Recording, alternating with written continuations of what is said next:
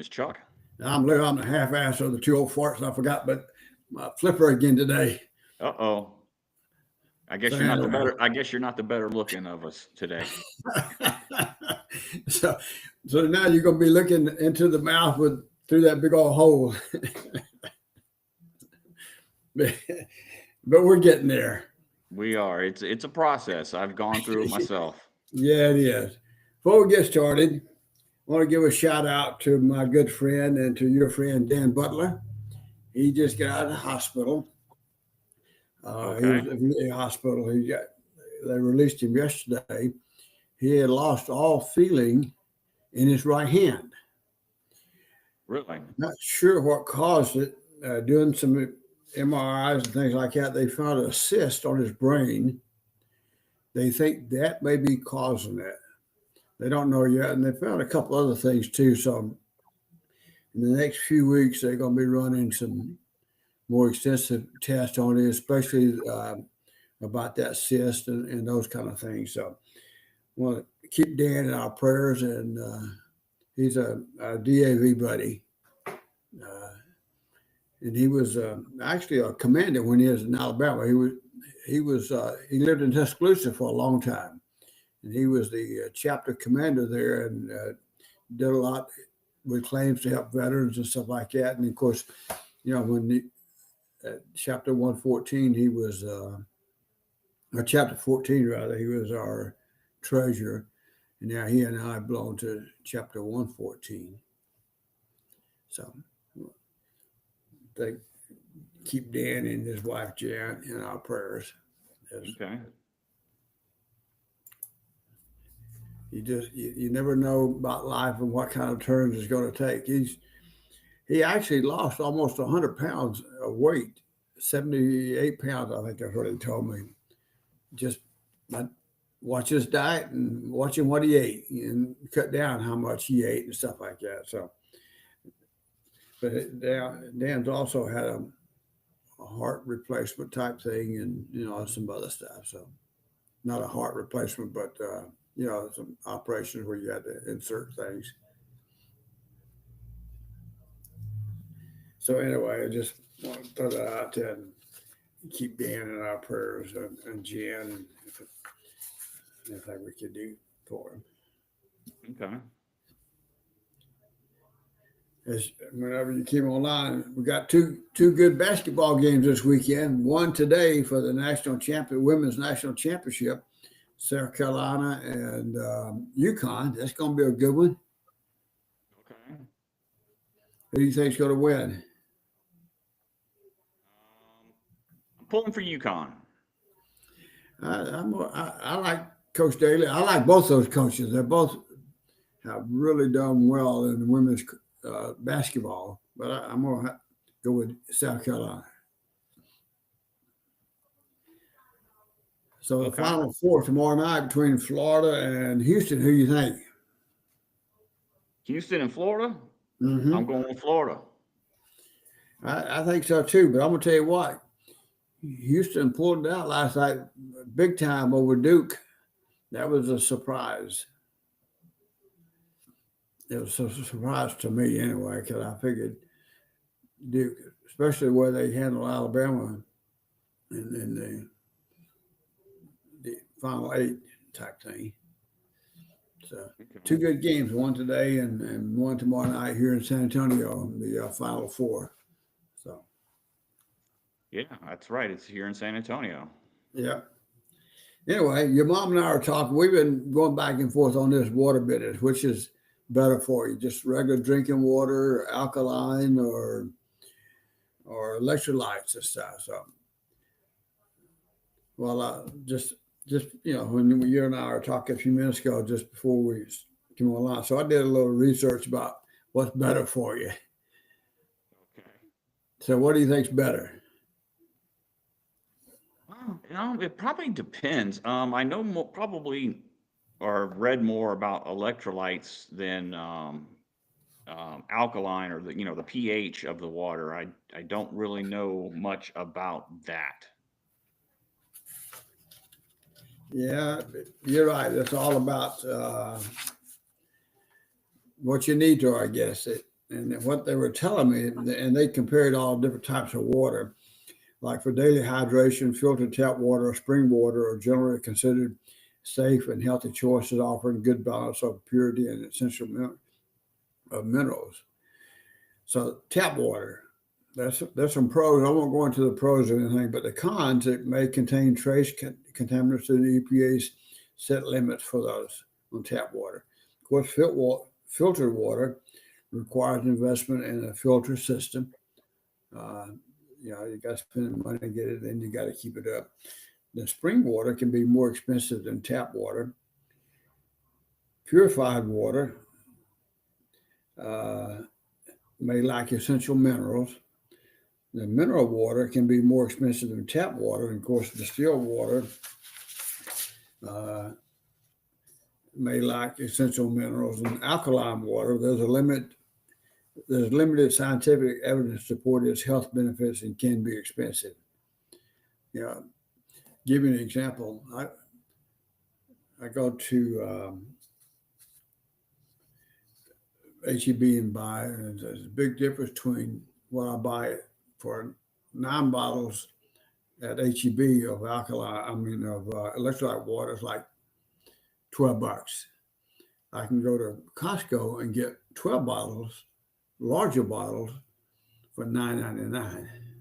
So it's depending on where you want to buy it at, stuff like that. But when they said alkaline waters are good for you, because your mom and I have been back and forth several times on this water stuff. So we kind of went away from the electrolytes to the alkaline water. Alkaline has a higher pH than normal water, which some believe helps keep out bodies and balance or hydrates us more. The good news, your body is already good at keeping itself in check and goes to great lengths to maintain hematosis without the addition of alkaline. So if you don't really need Probably it. an advertising gimmick, huh? Yep. And then they talk about electrolyte water. It can be beneficial, especially during physical activity in hot weather or when experiencing illness, as it helps maintain fluid balance and replenish electrolytes lost through sweating, vomiting, or diarrhea. Electrolytes are essential, have essential minerals like potassium, sodium, and chloride that help regulate balance. It's also crucial for maintaining proper hydration overall. Then it goes on to some benefits and things like that. Sounds an awful lot like Gatorade. Exactly. Are they necessary for everyone? Where was Gatorade invented? Huh? Where was Gatorade invented? Do what? Where was Gatorade Florida. invented? Florida. The University of Florida. University of Florida. Yeah. Is it necessary? Most people, a balanced diet and sufficient water intake are enough to maintain electrolyte levels. However, during strenuous exercise, hot environments, or when sick, it can be beneficial. The downside, and I didn't realize this, overconsumption of electrolyte drinks can lead to electrolyte imbalances, so it's important to listen to your body. And that's really what got this conversation started with your mom and I, because we're going back and forth, and she's been feeling just a little bit different, drinking the different types of water and stuff. So we've been having this conversation for the last couple of weeks, she and I, about which water to drink and all those kind of things. So, so we decided we're just going to get good old drinking water.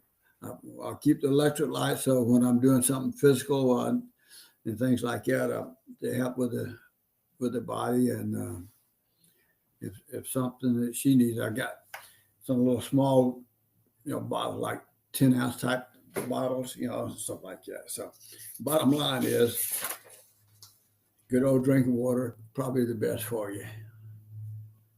But I thought that was interesting, especially since your mom and I have been having this conversation about, which water to drink, which is for you. So depends on where you go on the internet and look, I guess. Yeah. So what are your thoughts? I definitely lean towards the what do you call it? Electrolytes? The electrolytes, yeah.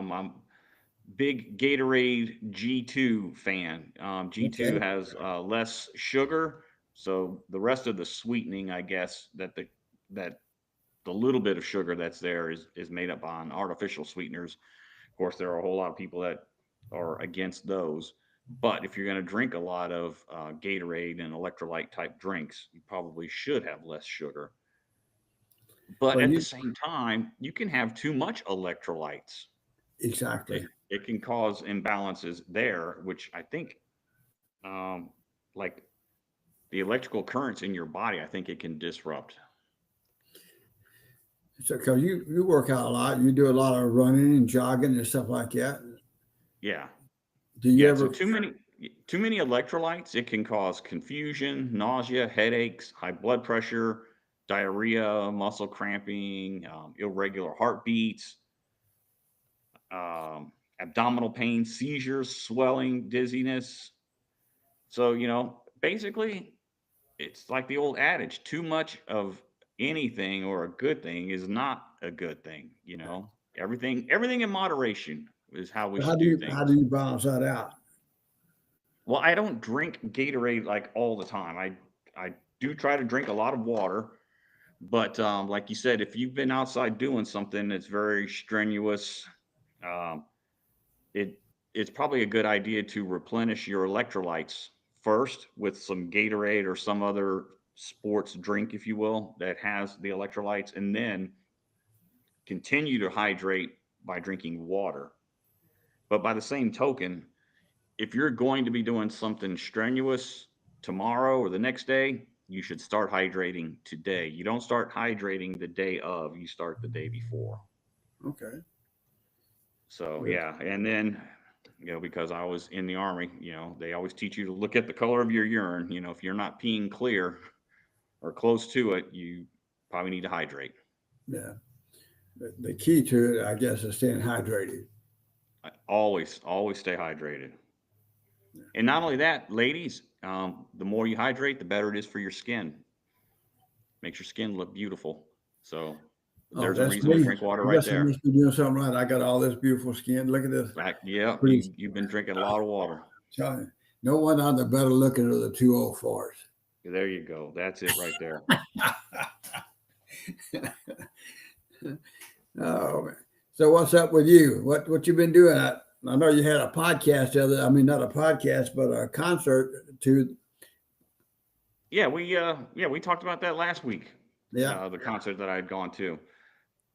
But I was like you were saying earlier before we started this podcast, like, hey, what are we going to talk about? I'm like, I don't know. I haven't thought of anything. And you're like, I hadn't thought of anything either. So I like, because you and I both love history, I Yeah. went and looked at, like, on this day in history. And so on this day in history in 46 BC at the Battle of Thapsus, Julius Caesar defeats Cassius Metellus Scipio near Thapsus in modern day Tunisia. I did not know that. In 1453, Turkish forces began the siege of the Byzantine Empire's capital city of Constantinople, which is Istanbul. But what I would like to talk about today is on this day in history in 1917, the U.S. declared war on Germany in World War One and took of the side of the Allies. And so when the U.S. declared war on Germany today on April 6th, 1917, uh, they had a sense of I don't know, hope or optimism that the U.S. would be stepping into a noble war, if you will, the war to end all wars. Uh, the young men were lined up thinking they'd find glory and honor because that you look back in history that people had written poems, short stories. It was thought to be very glamorous and whatnot. And when the soldiers, the doughboys, wound up in Europe, they found something different, something that they had never encountered in the history of war, really. it was just mud and trenches. And the newly invented machine gun, the newly invented airplane, and out of World War I came the tank, um, artillery that never stopped, poisonous mushroom gas, that choked and killed people. So that idea of gallantry and glorious death, it shattered our illusions, and everything that people had been thought or taught about war, they found out it was wrong. Um, and then out of that, some of the things that you and I like to talk about are like leadership. And, there wasn't a lot of leadership out in that war. Some of it came out of it, like we were talking about Alvin York, Yep. um, uh, General Blackjack Pershing. Blackjack Pershing, exactly. And there were a lot of other generals in World War II that came out of World War I. Let me do a quick search. Yeah, you had George Marshall, you had Eisenhower, you had Bradley, McNair, Patton, MacArthur. Yeah, so yeah, you got that right. We had George Patton, Charles de Gaulle, General Montgomery. Uh, who else? Um, General Herron, General MacArthur, McNair. So yeah, you had a lot of those generals out of World War I that were like at the height of their military career by the time World War II came around. And so they had a chance to, shape all of that. But more importantly, another theme I'd like to talk about, I guess, is like the generations of war. I think right now there's at least 5 generations of war, and we're moving into the 6th generation of war. It's how things have changed in how warfare is conducted. And World War I is probably right at the end of the 2nd generation of war to the 1st generation of war, or 3rd generation rather, where it's about the tactics, how it's changed, and the technology that has been derived, that were, I should say, excuse me, the tactics that are derived out of the new technology. So in 2nd generation of warfare, where you had the tank and the machine gun and the airplane, as we move into the 3rd generation, which would be World War II, Korea, and Vietnam, now you get the tactics piece, speed, stealth, surprise, surpassing the enemy lines, things like that. And I think a good segue about how World War I was so changing. You had these battle lines which barely moved, and the sickness, the illness, the dysentery, the trench foot, if that whole term, that for what happened to your feet being stuck in the boots and wet all the time because they were in that trench. Then you fast forward, what, 50 years, and then you're in Vietnam. And it's a different kind of warfare again. It's a warfare that we have never experienced or fought ever. There were no more lines, battle lines, if you will. Um, we still had helicopters, we still had artillery, but now your cavalry that you rode into horseback on, which was dying out in World War I because of the automobile and trucks, that quote horse became the helicopter. And then you got General Moore, Hal Moore, who wrote that very famous book, We Were Soldiers Once and Young, which took place in the Ia Drang Valley in 1966. It was the first major battle of the Vietnam War. And that's a true portrait in leadership. If you haven't read the book, go see the movie if you haven't seen it already. and you'll learn a lot about what leadership is like because he didn't lead from behind. He was out there walking the line with his men, sharing that danger. It's important to do that, and you really didn't see that kind of leadership in World War I because things were different then compared to as they were changing now with social class and things like that. It was just a whole lot of dynamics when you look back from that turn of the century, from the 19th to the 20th century to the latter part of the 20th century, where class and whatnot was not as important as it was back then. And to get your troops motivated, you had to show leadership. So, in your opinion, how many generals between War One, one, two, Vietnam, Afghanistan, now, were actually those type of generals were actually on the battlefield, leading them in rather than being behind and making decisions? And you're still in the battlefield in some respects because you're there, but you're removed from the actual day-to-day hand-to-hand combat type operations. Well, sticking with Vietnam, obviously, General Hal Moore, who was a lieutenant colonel at that time, and full bird Colonel Robin Olds from the Air Force. I think we had talked about that a little while back, Yeah. how he had to take this uh, air wing that wasn't doing very well, low morale, low amount of kills or aircraft shot down in that transformative culture, and he did that through leadership with him and who was his vice commander, Batman, Black Man. Black Man, right? His name will come to me. Yeah, between those two guys, that's leadership. That's how you inspire people, by being out front, not from behind.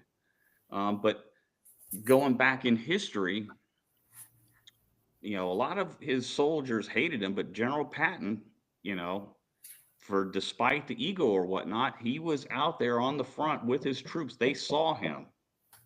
They saw him out there. Omar Bradley, another general. The troops, they truly loved Omar Bradley. Yes. Um, I really don't.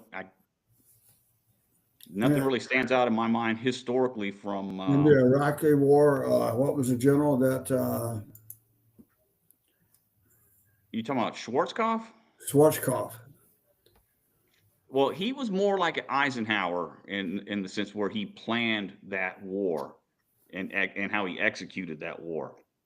He wasn't a frontline leader. He was a four-star general who was, like that was his last big hurrah, if you will. And then the next Gulf War, you had General Tommy Franks, who was, the one who planned and led those operations out of CENTCOM. And a lot of his thoughts and ideas was born and shaped from his experience as a first lieutenant in Vietnam. Yeah. And it's because of that that you now have the soldiers that are deploying, they go as an entire unit. Whereas in Vietnam, the unit, they quote, planted the flag there, and then people just rotated in and out. So you didn't have that continuity and cohesion as a fighting force together. It was just a ragtag band of people coming and going. You know what I'm saying? And Hal Moore didn't really have that advantage, or I should say disadvantage, because they were one of the first units to deploy in mass to Vietnam. Right. But it was from that point on that they, like I said, planted the flag and people rotated in and out. Well, Lieutenant Tommy Franks did not like that. He didn't think it was a smart way to conduct business. And that's why, from General Franks's tenure moving on, we've deployed our troops en masse as an entire unit. They rotate in, they rotate out together. Well, that's like to be said about that concept. If you and I are together, we're all brothers, but you know what? You don't have that continuity. You don't have the, I don't think the loyalty as if when we go in together, because we don't come back together, our families know each other, all those kind of things. I think that probably has more an effect on teamwork and loyalty to each other than probably like we did in Vietnam. You went in, you put your year in. Some people would stay 2 or 3 years because they got some extra money or they had nothing else to do or had no place to go back to, those kind of things. And it was almost like a job. Yeah, it was.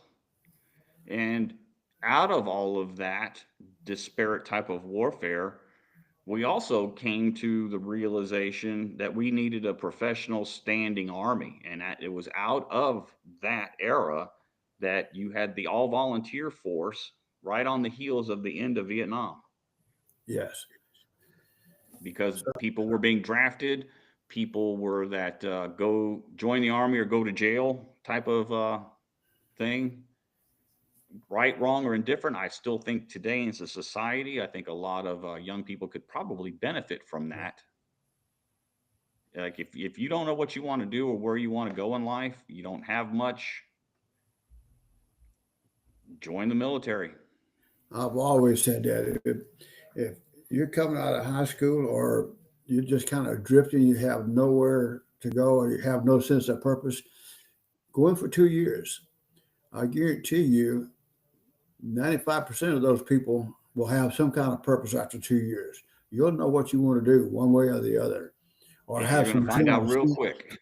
yeah, some real sense of purpose real quick of what you want to do. Either the military as a career, learning skills. And nowadays, I think the military offers a lot of skills that you can learn that not everybody is going to get a college education for a lot of different reasons. So we need to offer those skills, and that's where you can learn a skill that relatively cheap. Mhm. It's just a matter of your time. Yeah. Uh, You get out of it as much as you put into it. It's just like any other job. But to well, that's me, pretty I much. think the military is probably the most democratic, if you will, e- in terms of equality. Everybody Yes. gets paid the same. Everybody gets treated the same, Whether you like it or not, whether you right? like it or not. Yeah. But I tell you, uh,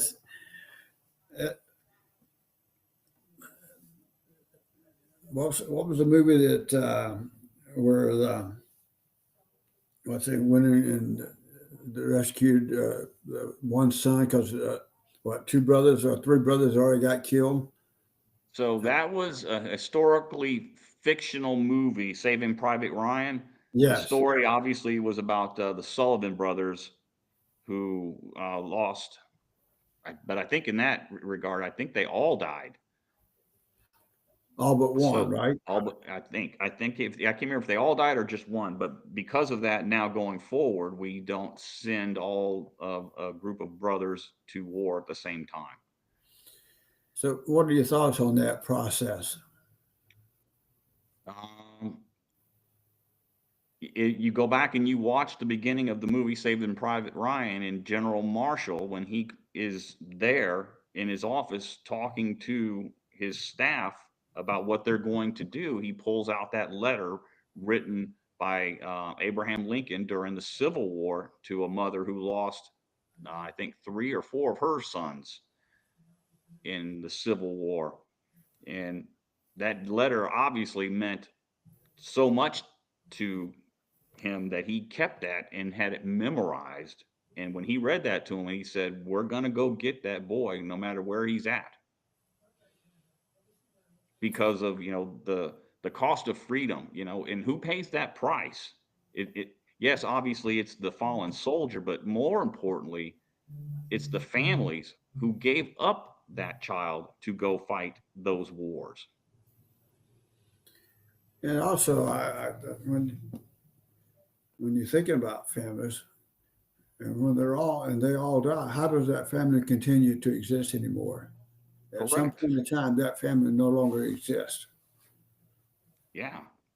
You know. Plus, also in that time frame, historically, we were moving away from an agrarian society where everybody lived out, well, not everyone, but a lot of people lived out on farms out in the country, raising crops, animals, whatever.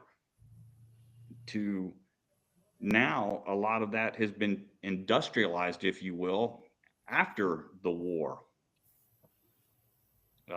We took all of that technology and transformed it into these large massive farms, large feedlots, because we had to mobilize that type of technology together at the beginning of the war so we could feed this massive army that's fighting on two continents, one in Europe and then one in the Pacific.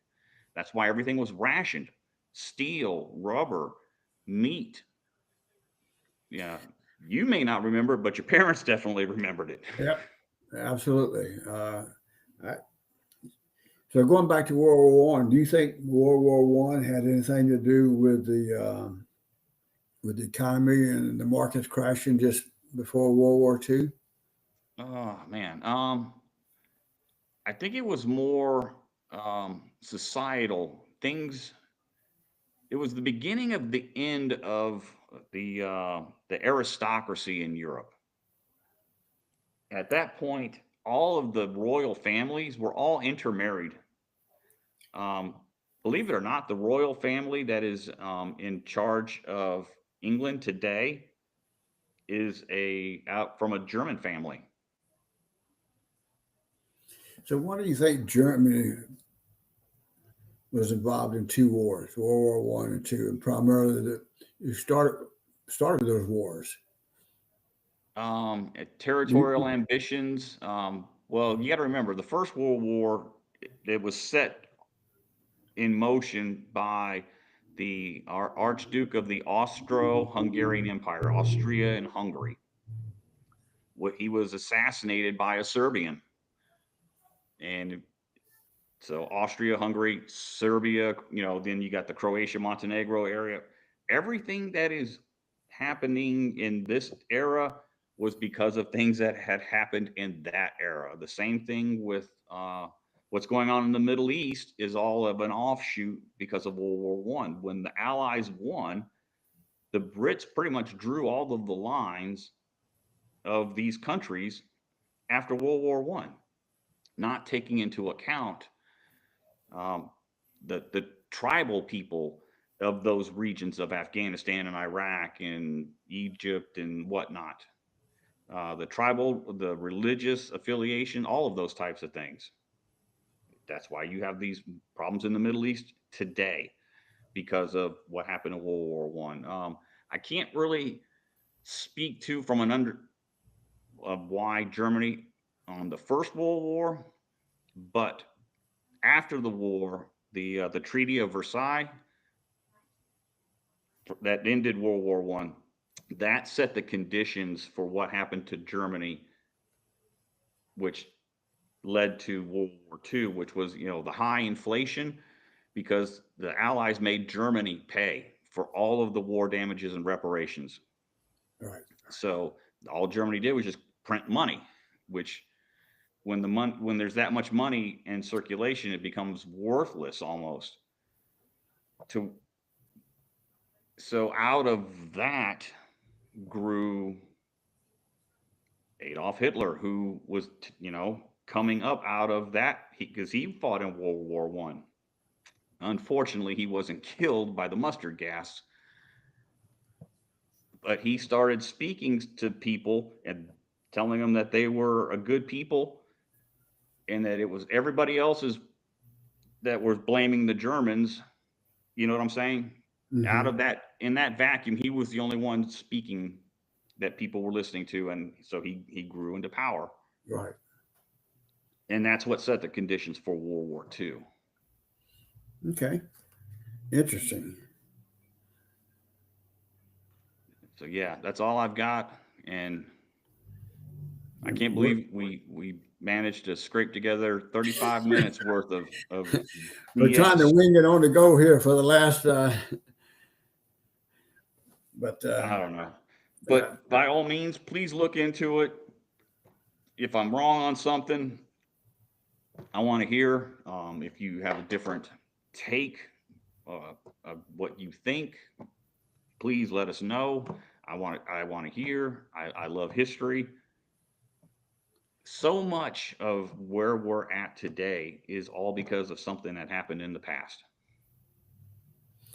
Yeah, Russia taking over Crimea and wanting Ukraine, that ain't new. The Crimean War in the 1800s, the Charge of the Light Brigade, that poem, that was the Brits fighting the Russians in the Crimean Peninsula of the Black Sea, yeah. which is Ukraine. Speaking of poems, Flanders Field is one of my favorite. Yep, out of World War I. Yes. Yep.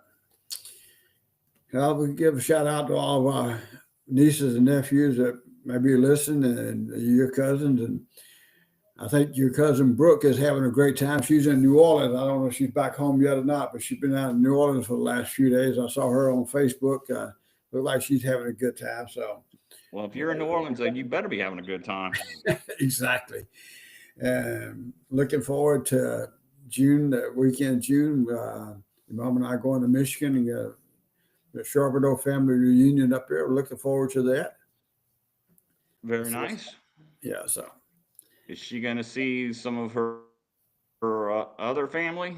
see some of her other family, The cousins boy? and stuff like that. Yeah. No, the No, boy family. no. Okay. All right. Well, have a good one. All right. You too. We'll shout out you down the road. All right. See you next week. Take care. All right. You too. Love you, man. All right. Bye. Bye.